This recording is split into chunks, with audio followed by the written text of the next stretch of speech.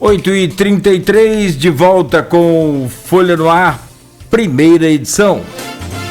Ao vivo aqui pela Folha FM, com o oferecimento dos laboratórios Plínio Bacelar, Clínica Proteus e Dedumas Baterias, recebendo o doutor Arthur Borges de Souza, que é neurocirurgião, superintendente do Hospital Ferreira Machado.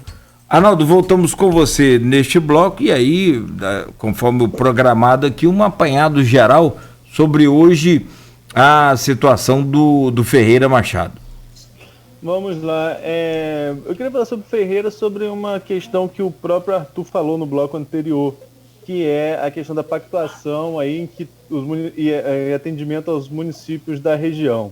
Sempre entrevistando autoridades da área da saúde, secretários de saúde, ou próprios prefeitos, todos eles falam de um déficit, porque essa conta acaba ficando para Campos.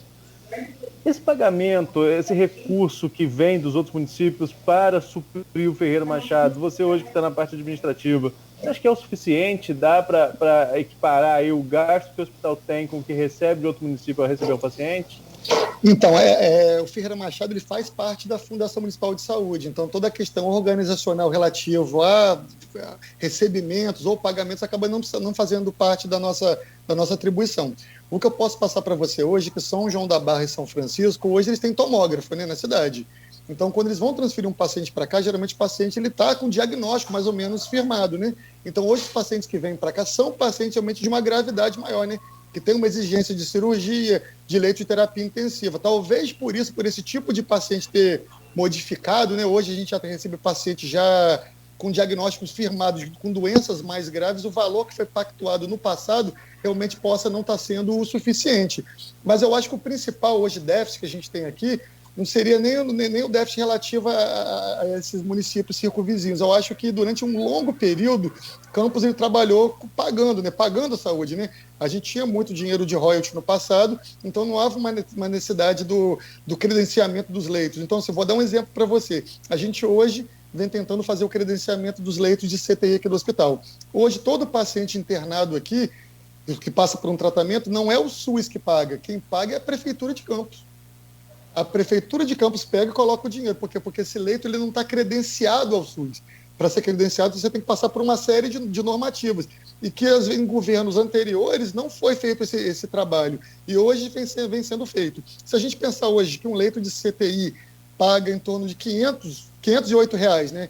É um valor pequeno, né, se você parar para pensar para o tipo de tratamento que é oferecido. Mas são R$508 para 24 leitos. Então, isso daria por mês R$12 mil, que daria por ano, que daria por mês R$365 mil, que daria por ano R$4.400.000.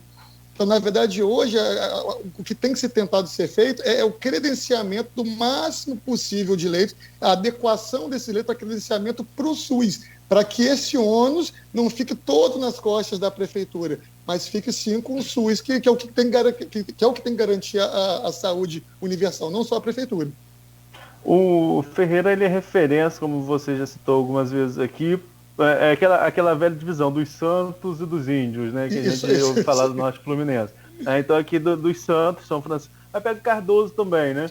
Não pega. Teoricamente, para emergência é o Cardoso de Itaperuna, referência. Ah, sim. Então são só os santos mesmo. São João, São Francisco e São Fidélis. Isso. Mas a gente escuta relatos de pacientes vindo até mesmo da região metropolitana, da Baixada Fluminense, para atendimento no Ferreira. Esse quadro, ele é constante ou é esporádico isso? Permanece. O que acontece, na verdade, vou dar um exemplo. Se você tiver um paciente que teve um acidente, obviamente, São João da Barra ele vai mandar para cá para o paciente ser avaliado. Ele é avaliado. E se ele tiver necessidade de uma cirurgia emergencial, é claro que a cirurgia emergencial vai ser feita. Existe uma pactuação. Agora, se não for isso, se o paciente tiver isso, ficou com uma deformidade no braço, tem que ser feita uma cirurgia corretiva que não é emergencial. Aí São João da Barra, ela tem a pactuação com outro local onde faz a cirurgia eletiva, que não é a cirurgia emergencial. Por isso que às vezes muita gente confunde, fala, meu pai, ele tem uma fratura de fêmur, ele internou no Ferreira Machado, ele não foi operado, porque por vezes a fratura que ele tem não é uma fratura exposta, que necessitava de um tratamento naquele momento, necessita de uma internação num hospital eletivo, para quê? Para ter um leito de CTI, para ter uma reserva de sangue, para ter uma placa que vai ser utilizada para aquele paciente, que às vezes a placa não é de Campos, vem de algum outro local, um kit para ser feita a cirurgia. Então não é que todo mundo que vem para cá com um acidente tem necessidade de uma cirurgia emergencial. Isso às vezes gera um certo grau de confusão. A gente aqui ouve, aqui na direção recebe muita gente aqui, meu pai está internado aqui há um tempão e não operou. Por quê? Eu falei, porque esse tipo de cirurgia a gente não faz aqui. Essa cirurgia é para ser feita em outro local.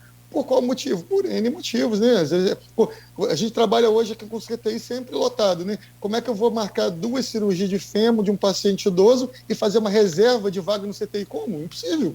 Eu nunca vou conseguir operar esse paciente, eu nunca vou ter conseguido uma vaga livre no CTI para passar para no dia seguinte operar um paciente dessa vaga disponível. Então, realmente, esses pacientes têm que ser transferidos para um hospital que faça cirurgias eletivas e que tenha a possibilidade de gerir isso, né? De saber que hoje eu tenho uma vaga disponível para internar o paciente amanhã, eu tenho uma reserva de sangue, eu tenho uma equipe, eu tenho um material específico que veio para a cirurgia desse paciente. Campos, por ser cortado por uma BR, como você mesmo colocou, na BR, uma das principais, se não a principal rodovia do país, que corta o país de norte a sul, tem uma particularidade em caso de acidente de receber paciente de todos os locais, né? Porque se acontecer um acidente é porta aberta de urgência e emergência.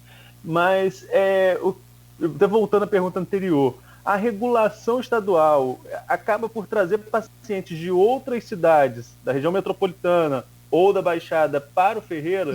Não. Às vezes já existiu pacientes que vieram para cá, por vezes eles entram em contato, perguntam se a gente tem disponibilidade, se a gente tem a vaga. Eu vou dar um exemplo, a gente não é referência, você mesmo falou de Cardoso. Eu recebo Bom Jesus, Cardoso, vou dar exemplo, CTI pediátrico, se eu tiver uma vaga e tiver uma criança em Cardoso, eu vou dar a vaga, a gente não vai negar isso. Mas, por exemplo, no atendimento hoje de coronavírus é impossível a gente ceder qualquer tipo de vaga, porque a gente não tem a vaga e a gente já tem uma fila interna. É muito difícil a gente conseguir ceder uma vaga para fora. Mas onde há possibilidade, a gente existe a referência, que é o que eu sou obrigado, e existe a possibilidade. Dentro da minha possibilidade, se existir o profissional, existir a vaga, a gente recebe. Não vejo problema no atendimento desses pacientes. Certo. Agora, e um panorama geral, Arthur? A gente sempre... Você acabou de falar aí que o CTI sempre está cheio. Eu tive uma vez no Ferreira, eu estava na faculdade ainda, em 2012, eu acho. Em 2012 eu fui fazer um documentário, a gente foi fazer um documentário sobre trabalhos noturnos e a minha equipe acabou ficando com a área do Ferreira Machado. Foi uma noite de véspera de feriado, até que foi tranquilo, foi uma noite tranquila. Mas aí, lá dentro, quando a gente teve autorização, a gente vê pessoas no corredor, a gente já foi visitar pessoas também que encontram corredor. Como está hoje o quadro do Ferreira Machado? É possível acabar com o paciente no corredor? Já se tenta isso? Já está assim? Eu não sei, estou te fazendo a pergunta. Como que está a situação de um panorama geral do hospital? Olha, esse ano eu tive dias sem paciente no corredor. Tenho fotos para provar. A gente já conseguiu ficar alguns períodos, mas o importante, a gente tem que entender, o hospital é um hospital de porta aberta, a gente não consegue... Às vezes a minha porta de entrada ela é muito maior do que a minha porta de saída. Eu vou dar um exemplo para você. Hoje você tem uma hérnia de disco, né? Está com uma dor nas costas, correndo para a perna. Onde você vai? Onde você vai ter o atendimento? O único local com neurocirurgia é o Hospital Ferreira Machado. O paciente vai... ele é do perfil do hospital, não, mas eu tenho que atender. Eu tenho um profissional que está aqui, o paciente está com dor, mas para onde esse paciente vai? Ele vai ser operado no Ferreira Machado? Não. Onde vai ser a porta de saída dele? Não sei. A gente está no meio de uma pandemia. Qual o hospital que está recebendo o paciente hoje encaminhado daqui? Então, quer dizer, eu tenho uma porta de entrada que o paciente vem, mas eu não consigo às vezes dar o destino. Eu sei para onde ele tem que ir, mas eu não consigo dar o destino de saída. Mas o que eu falo com todo mundo é o seguinte, eu tenho muita vergonha de ter paciente no corredor. Eu acho isso um absurdo. Mas eu teria maior vergonha se eu não assistisse o paciente. Porque o paciente ele pode vir aqui, eu posso não ter um leito, mas ele vai fazer o exame, ele vai ser medicado, ele vai ser visto pelo profissional, ele vai saber o que ele tem, ele vai ser qual o caminho, mas às vezes eu não tenho a hotelaria. Isso me gera vergonha, mas você ter a desassistência me geraria uma vergonha muito maior. Nogueira. O Ferreira Machado hoje não, sempre foi, né? Eu me lembro bem até na época do ex-prefeito Alexandre Mocaibe, ele falava em toda entrevista, em toda a participação dele, ele falava, gente, se eu sofrer um acidente, a ordem lá em casa, e olha que Alexandre Mocaibe é médico, né? Ele falava, se eu sofrer um acidente automobilístico, por exemplo, não me leve para o meu plano de saúde, o hospital do meu plano de saúde, me leve para o Ferreira Machado. É o único hospital, e ele falava isso, eu acho que acredito, até bom que o senhor confirme isso para a gente, doutor, que tem neurocirurgião de plantão 24 horas por dia. Isso ocorre ainda? Aumentou esse número? Como é que é esse funcionamento? A rede privada, eles têm neurocirurgião de sobreaviso. Mas tem que ligar. Sim. Não fica no hospital. Se porventura o senhor é neurocirurgião... Desculpa interrompê-lo, perdão. Desculpa. O senhor está numa área em que o celular não pega, ou acabou a bateria do seu celular. O senhor está de plantão de sobreaviso no hospital. Momentaneamente, o senhor ficou sem telefone. Então, quer dizer... eu já vi casos assim. Mas as equipes dos hospitais privados elas são compostas de 5 médicos. Ah, sim. É claro que existe uma lotação por dia, mas se você não consegue falar com um, você vai ligar para o outro. Mas você ter o plantonista, a pessoa fisicamente no hospital, só o Hospital Ferreira Machado tem esse não só esse, né? A gente tem de plantão urologista, você tem oftalmologista, otorrinolaringologista, cirurgião pediátrico. Você tem os especialistas, a maior parte deles em plantão físico no hospital hoje. Alguns realmente são pareceristas, né? Quando você não tem uma necessidade tão grande ou é um profissional ímpar, né? Eu vou dar um exemplo para vocês. Eu tenho um profissional aqui que ele faz eletroencefalograma dos pacientes. Ele pode ficar de plantão? Não faz sentido, né? Eu tenho uma pessoa em Campos que faz, ela não pode ficar todos os dias da semana fisicamente no hospital, mas ela está disponível para, dos 7 dias da semana, 24 horas, para eu ligar que ela vem aqui para fazer o eletroencefalograma dos pacientes no CTI, para diagnosticar uma epilepsia, para diagnosticar uma morte encefálica. A gente tem um profissional aqui, mas assim, na questão de emergência, de você ter um grupo preparado para isso e focado no atendimento emergencial, realmente na região toda, só o Ferreira Machado é capaz de prestar esse atendimento. Arthur, você está à frente do hospital há quanto tempo? Na direção clínica eu fiquei 6 meses, como superintendente eu estou há 1 ano. Eu entrei na pandemia, foi ótimo, entrei certinho. Mas um pouco antes, você até como médico também, você pegou aquela polêmica da questão do ponto biométrico. Até mesmo por conta da pandemia, o ponto foi suspenso, por questões de segurança, pelo menos a informação que a gente tem. Mas qual a sua opinião quanto àquele episódio, da questão da cobrança da carga horária, do ponto biométrico?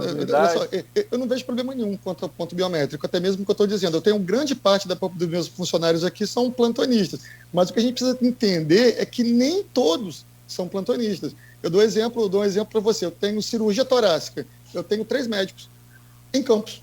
Como é que eu vou colocar os 3 de plantão fisicamente no hospital? Eu não consigo. Até mesmo porque eu não posso, né? Eu não posso pegar o médico e deixar ele de plantão fisicamente de sexta até segunda. Não posso deixar ele no hospital 3 dias, né? Eticamente, isso estaria errado. Então, para grupos, e na verdade isso é até aceito pelo CFM, para subespecialidades em que você tem cidades, em que você não tem um quantitativo de profissionais, você não vai conseguir manter aquele serviço com um profissional atuante de plantão. Agora, cirurgia geral, qual o problema de você ter o ponto? Ele está aqui, neurocirurgião, ele está aqui, o oftalmologista está aqui, anestesista está aqui, eu não vejo problema nenhum. O que eu vejo problema é que aconteceu, eu acho que em torno de 5% dos profissionais, eu preciso de uma escala que seja uma escala em que o profissional bata o ponto, mas no momento que ele vá no hospital. Eu vou dar um outro exemplo, eu tenho no meu hospital aqui, um médico que ele é ginecologista obstetra. Você for para no Ferreira Machado, tem um obstetra, grávida não sofre acidente, não? A gente tem partos aqui, ano passado teve parto, teve uma paciente que deu entrada aqui, ela sofreu uma cirurgia, que teve o parto feito aqui, com pediatras daqui, passou pela cirurgia vascular, cirurgia geral e ortopedia. Então, é uma equipe com 5 especialidades atuando dentro do hospital. Agora, esse profissional, eu não tenho por que pagar 7 ginecologistas para você ter 1 de plantão cada dia, porque o meu volume é pequeno, não comporta isso. Então, por isso, para casos selecionados, eu acho que o ponto tem que ser um ponto flexível para eles. E na maior parte dos profissionais que cumprem as 24 horas, não há por que não ter o ponto, não faz sentido, pode ter o ponto. Eu estou com algumas perguntas aqui do grupo de WhatsApp do programa, mas elas acabam se complementando. Eu vou ler as perguntas aqui, ô Arthur, e gostaria de ouvir sua opinião com relação a elas. São 4 pessoas que sempre participam. E depois o Nogueira tem uma pergunta também para encerrar, que ele já falou lá antes de chamar um intervalo. As perguntas são da Silvana Venâncio, perguntando sua perspectiva sobre os próximos 2 meses devido à pandemia, se a vacinação no ritmo que está é uma luz do túnel. A Flávia Pizelli, ela pergunta se, como é o Ferreira Machado, como é uma referência em politrauma, vai ser também uma referência em Covid para os municípios da região. A pergunta do Marco também é no mesmo sentido, e da Odisseia fala também desse planejamento para curto a médio prazo para sairmos da pandemia. Então as perguntas giram no curto a médio prazo com pandemia, qual a sua perspectiva, tendo em consideração a vacinação, e também se o Ferreira pode se tornar uma referência, esses leitos podem ser referenciados para o estado, para a região, no caso de Covid. Então vamos lá. Primeiro sobre a questão de como a pandemia vai se portar. Eu acho que, na verdade, existem modelos diferentes. O grande problema hoje é que as pessoas querem aplicar modelos que funcionaram em um local e em outro local que não vai funcionar. Vou dar um exemplo. A Nova Zelândia. A Nova Zelândia, ela hoje, teoricamente, é o país com o melhor controle, né? Está até com reabertura. Como é que funciona lá? Você está falando de uma cidade, está falando de um país com 5 milhões e meio de habitantes. Aqui você está falando de um país com 220 milhões de habitantes. Lá você está falando de um grupo em que eles testam todos os pacientes várias vezes durante a pandemia. Então eles conseguem isolar. Se uma pessoa começa com quadro respiratório hoje, eles testam. Deu positivo, eles vão atrás das pessoas que tiveram contato, isolam, fazem uma quarentena. Ok, isso não vai ser possível no Brasil.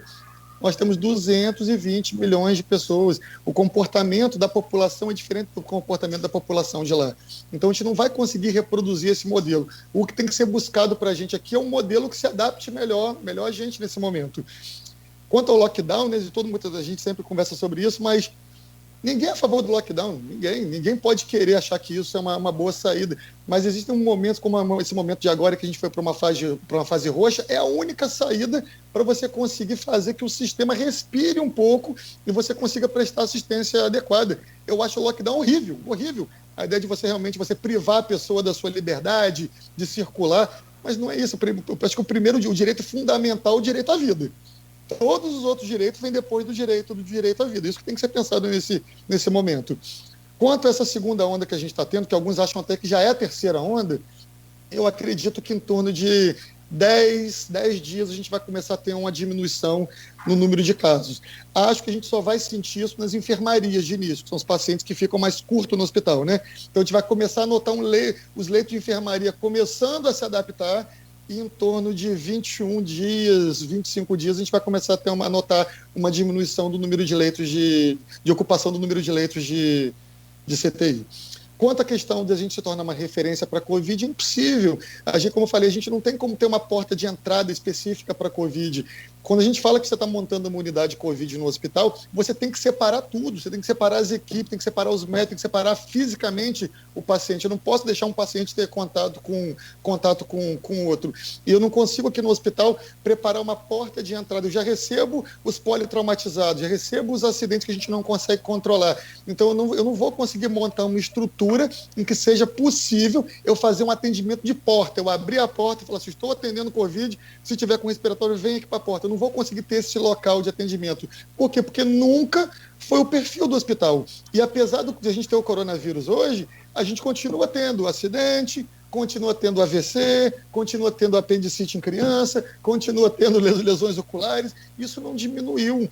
Quer dizer, você teve uma diminuição do número, mas você continua tendo esses pacientes. E o perfil do hospital é prestar o melhor atendimento possível para esses pacientes, não gerar a desassistência para aquilo em que o hospital é o único capaz de fazer.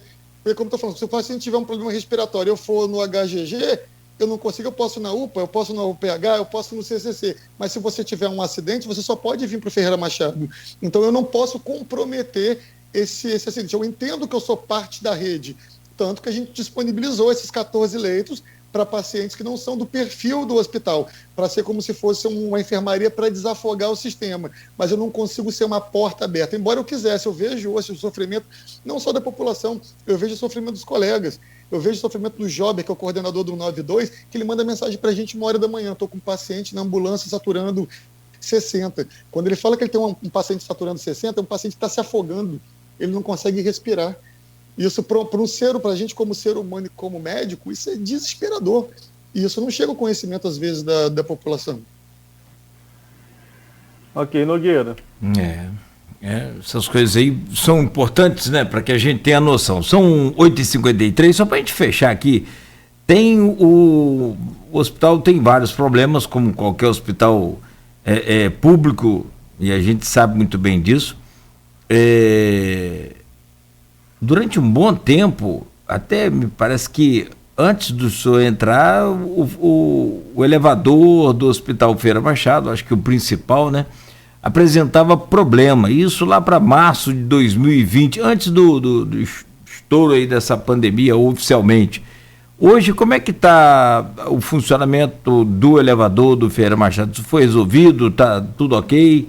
Então, tinham duas situações aqui que eram situações que sempre afligiam a gente, né? Que era o tomógrafo e o elevador, né? Esses dois problemas, a princípio, foram solucionados de que modo? Hoje, quem cuida da manutenção, a gente fez um contrato, não um contrato corretivo, fez um contrato preventivo do elevador com a empresa oficial do elevador, da marca do elevador, e fizemos um contrato para tomografia com a marca oficial do tomógrafo. Tanto que vocês devem ver agora que raramente vocês ouvem alguma coisa relativa a gente não ter tomógrafo ou ter algum tipo de problema. Porque com esse contrato oficial que a gente tem, ele cobre inclusive a ampola, que é a parte principal do aparelho, né? Uma ampola hoje deve gerar em torno de R$320 mil. E quando tem que ser importada da Alemanha. Quando a gente tem um contrato com a empresa oficial, se a gente queimar a nossa ampola, que eles têm 48 horas para repor essa ampola. Então, a partir desse contrato, deu uma tranquilidade, a gente está para trabalhar com tomógrafo. O elevador, a gente tem um contrato oficial, mas mesmo com o contrato oficial, esse elevador mais antigo continua ainda tendo vários episódios de defeito. O elevador novo, não. A gente tem outro elevador aqui novo, que esse funciona perfeitamente, é difícil ter algum tipo de problema. Mas o elevador antigo, ainda constantemente, nem a própria autorizada está conseguindo uma resolução completa, embora esteja funcionando nesse momento. Eu seria trocá-lo, então, né? Pelo menos falando aqui no microfone é fácil, né? Mas é uma estrutura. Você está falando de um hospital de 50 anos que tem uma estrutura, né? Como é que você passa um elevador por uma porta? Talvez você tivesse que quebrar, né? Para entrar, às vezes, com uma estrutura para fazer. E seria trocar uma roda com o carro andando. Seria muito difícil para a gente. É meio complicado. Bom, eu agradeço aqui... para matar o vírus, não, até aqui a pergunta do Ralph Borchentai, reiterando uma pergunta anterior, uma atuação na cidade com carros com produtos para matar o vírus adiantaria alguma coisa? Eu acredito que não, porque na verdade ainda não se tem um estudo que comprove que esse vírus ele é capaz de ficar durante horas no ambiente inerte. Né? A gente sabe que hoje ele é um vírus ele é um vírus de transmissão mais respiratória, de gotículas que estão no ar, não um vírus de depósito. Tanto que o nosso cuidado maior de contato justamente é você usar a máscara ou pegar a mão contaminada e passar no olho, passar na boca, né? Por isso que a gente usa o álcool 70. Então hoje não tem assim uma determinação ainda se você tiver o vírus espirrar numa mesa, esse vírus vai ficar na mesa 6 horas, não se tem, na verdade, esse tipo de... Ele fica, mas não sabe o tempo, né? Justamente, não se sabe comprovando o tempo. Então, não sei realmente se passar um carro jogando álcool, se seria a solução para o controle disso. Bom, doutor, teve um vereador lá no Sul que sugeriu jogar de helicóptero o álcool. Aí o pessoal falou, só jogar, a gente risca o fósforo e pronto, tá tudo resolvido. Não vai dar muito certo. Não vai dar certo. São 8h57.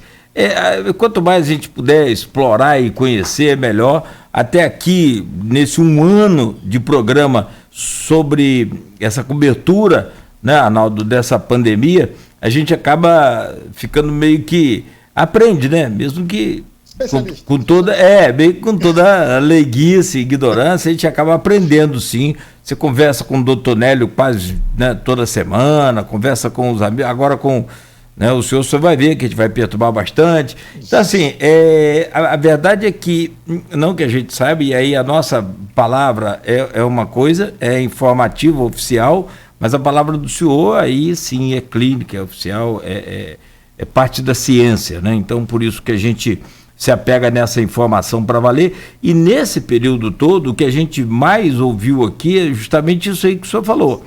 O vírus, ele se espalha por gotículas. E as gotículas não vão muito longe, elas caem. E nesse muito longe, daí vem o distanciamento de 1,5 metro a 2 metros, que é o suficiente para que a pessoa, né, fique ali distante da outra para não haver contato com essa gotícula. E devidamente de máscara. E não tire a máscara ao espirrar, por favor. A máscara é justamente para proteger quem vai espirrar. Doutor, muito obrigado, um grande abraço, foi uma entrevista muito produtiva, gostei muito, espero que os ouvintes também, como vários comentários aqui, agradecendo o senhor, e espero que a gente possa estar juntos aí novamente, em breve, para falar de boas notícias.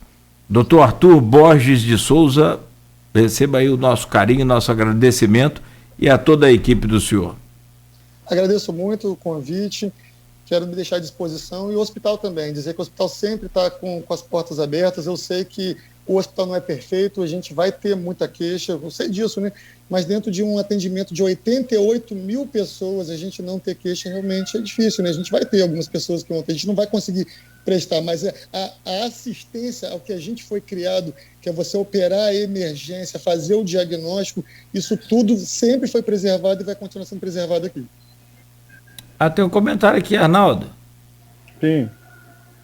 Aí, doutor, para o senhor, entre outros comentários, várias pessoas, não conhecia o neurocirurgião, estou tendo uma boa impressão, o Rogério Bacchini, sorte de termos esse médico abençoado, a Aldilene Freitas, e por aí vai. E aqui tem um que eu acho que você conhece, Charbel. Ele diz aqui, ó, Arthur é sucesso, grande gestor, médico, sensível, humano e super competente. Parabéns aí ao prefeito pela escolha desse amigo. Eu agradeço muito a confiança realmente, tanto da equipe toda, né? O próprio prefeito, a gente não se conhecia, nunca tinha trabalhado com ele, tenho uma excelente impressão, vejo realmente a tentativa de resolução das coisas dia a dia, vejo uma pessoa realmente que entra em contato com a gente 1, 2 da manhã, vejo uma equipe técnica, vejo ele escutar as pessoas realmente. O Chábio, que é uma pessoa extremamente técnica, é uma pessoa que quando ele fala a palavra dele, ele tem ouvido. Então, agradeço muito a confiança de todos e agradeço muito fazer parte da equipe. Muito bem. Arnaldo, obrigado Arthur, também. Agradecer principalmente ao Arthur aí pela disponibilidade, falar que como o Nogueira colocou, a gente vai perturbar outras vezes, tomara que em breve já no estúdio, né, pra gente poder bater um papo sobre outras questões além da pandemia. E Nogueira, amanhã a gente volta, se Deus quiser, a partir das 7, logo mais a gente divulga o entrevistado no blog, como fizemos ontem. Claro, meu irmão. Fechado. Um bom dia, uma ótima terça-feira aí. Vamos acompanhar toda a movimentação aqui do centro agora, ao vivo aqui pela Folha FM, com muita música, com muita informação. E ao doutor Arthur, mais uma vez, toda a sorte aí e obrigado. Então, um bom dia. São 9h02, Folha no Ar, primeira edição, volta amanhã às 7 com o oferecimento dos laboratórios Plínio Bacelar, Clínica Proteus e Dedumas Baterias. Fique ligado, fique aqui na Folha FM, 2 anos em primeiro lugar.